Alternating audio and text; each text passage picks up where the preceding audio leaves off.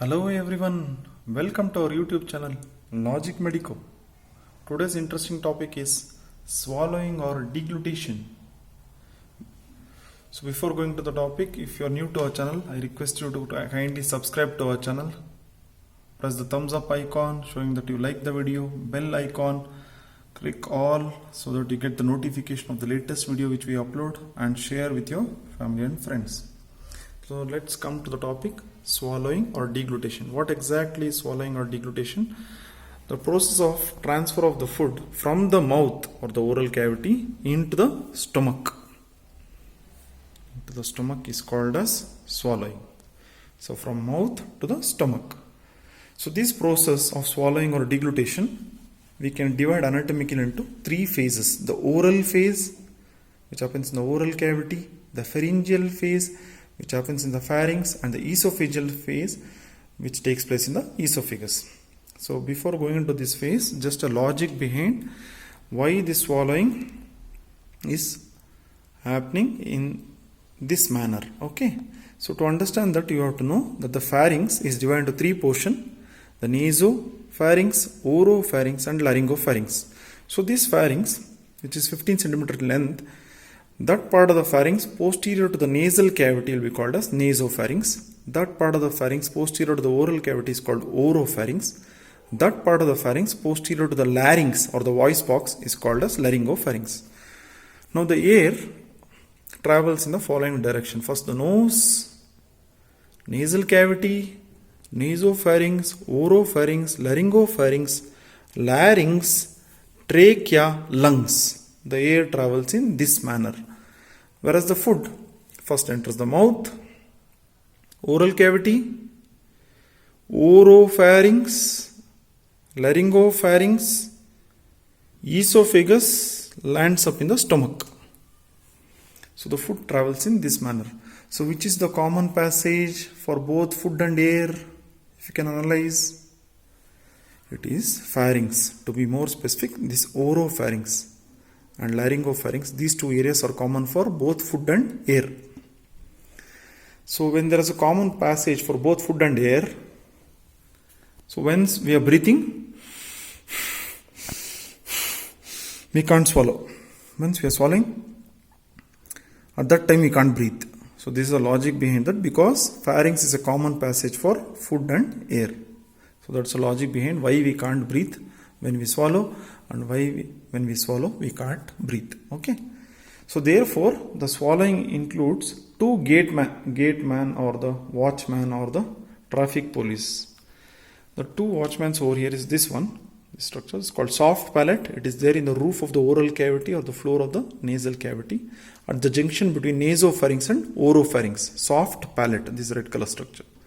The second policeman is this, the second watchdog. This is epiglottis. It is there at the junction between larynx and laryngopharynx. Is this junction, it will be there. So let's understand the process of swallowing or deglutition with this background knowledge. So this deglutition or swallowing can be explained under three phases: the oral phase, pharyngeal phase, and esophageal phase. The process of taking in of the food into the oral cavity or the mouth is called as ingestion. ingestion. Ingestion.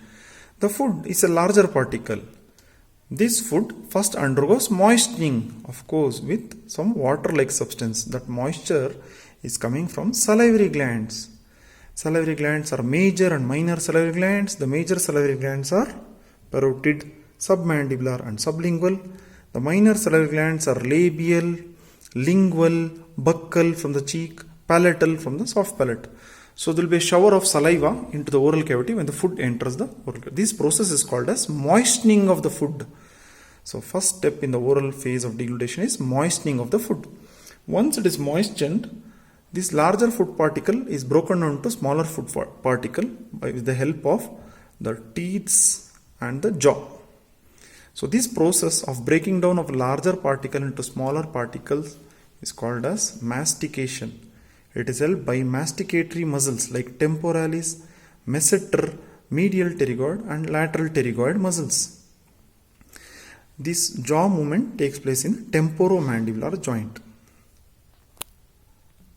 Now once this has happened, this food particle, which is divided into smaller particles mixed with saliva, will move to the posterior part of the tongue with the help of tongue. The tongue, a wave is created in the tongue so that the dorsal surface moves like this and touches the soft palate and goes posteriorly. So the food is now pushed into posterior aspect of oral cavity.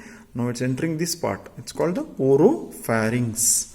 So until this phase, whatever I explained until now, the moistening, the mastication, formation of trough or the bolus, TROUGS, trough or bolus, BOLUS, bolus of the food, and movement of this bolus posteriorly into the oropharynx. Until this phase, it is called the oral phase of the deglutition. It is a voluntary phase.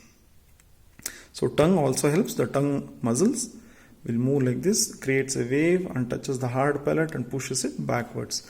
Tongue muscles are supplied by hypoglossal nerve or 12th cranial nerve. Now the second phase of deglutition is called as pharyngeal phase of deglutition.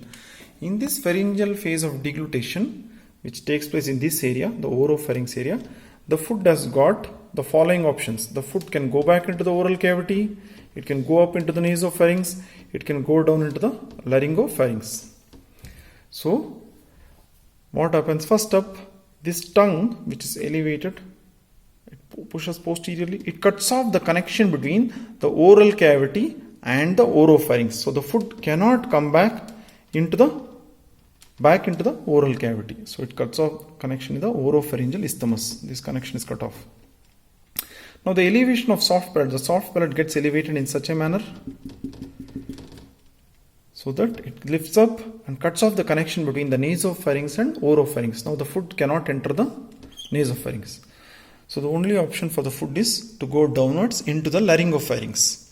So once the food is there in the laryngopharynx, it has got two options now. It can go and enter the larynx, or it can go down into the esophagus.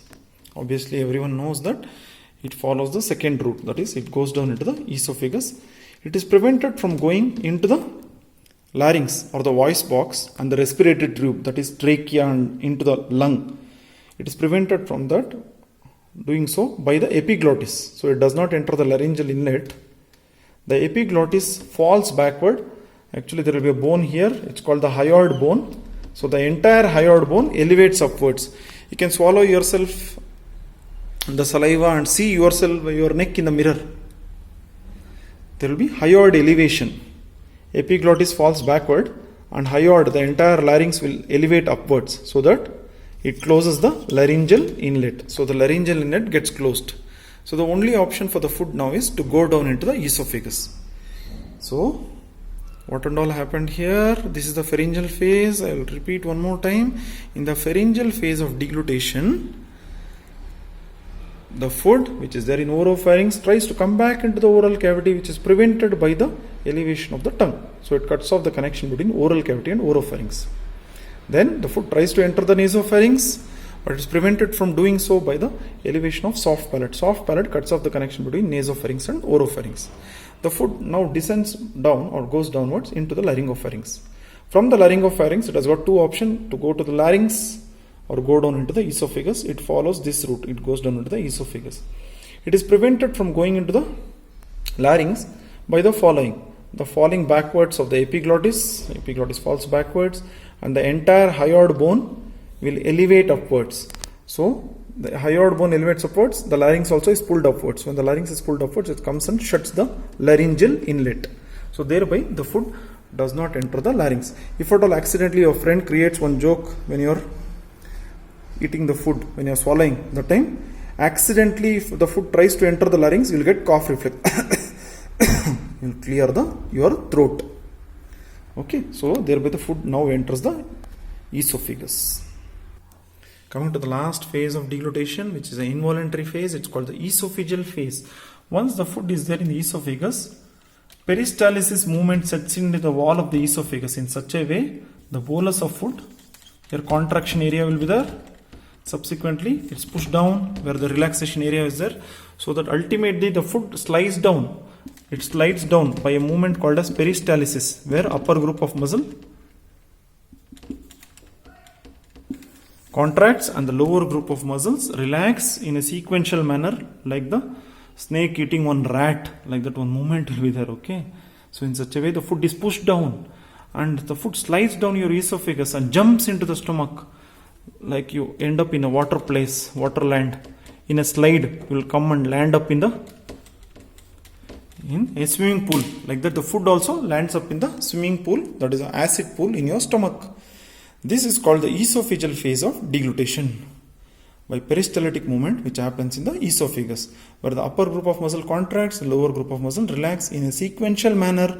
In such a way, the food slides down, the bolus of food slides down and ultimately reaches the acidic environment in the stomach, that is HCl, hydrochloric acid. So in summary, the swallowing or deglutition includes three phases: the oral phase, pharyngeal phase and esophageal phase. Oral phase is a voluntary phase, remaining are involuntary phase. The oral phase, the bolus of food is broken down into smaller particles. It's mastication mixed with saliva, it's called moistening, then trough formation, then elevation of tongue, pushing it posteriorly. The pharyngeal phase, it tries to push it back, prevented by the tongue. It tries to push it up into the nasopharynx, prevented by soft palate. It ultimately goes into the laryngopharynx. From the laryngopharynx, it can go into the larynx or into the esophagus. It follows the esophagus. It is prevented from going to the larynx by the falling back of the epiglottis and elevation of the hyoid and the entire larynx. Once it goes into the esophagus, sequential contraction of esophagus pushes the food into the bottom of the stomach, so that the food lands up in the stomach by peristaltic movement in the esophagus. Thank you for watching and learning from Logic Medico. If you are new to our channel, kindly consider subscribing and don't forget to press the thumbs up icon and bell icon for all notification, and share this video with your family and friends. Thank you once again.